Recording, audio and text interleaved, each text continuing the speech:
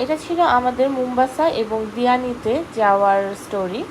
Mombasa থেকে আমরা একটা ফেরিতে করে দিয়ানিতে চলে যাই। বেশ লোকালাইজড মনে হচ্ছিল। এটা ডায়মন্ড রিসোর্ট নামে একটি রিসোর্ট।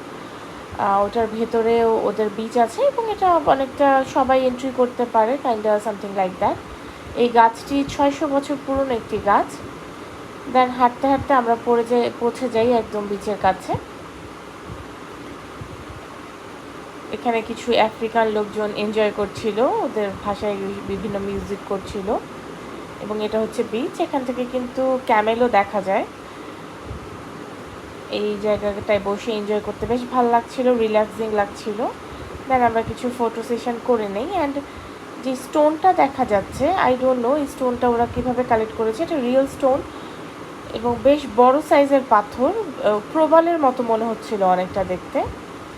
এটা রিসোর্টের ভেতরেই ছিল। দেন আমরা একটা পাবলিক বিচে যাই। এখানে আসলে খুব একটা মানুষজন ছিল না এবং বেশ ঝড়ের মতো আসছিল।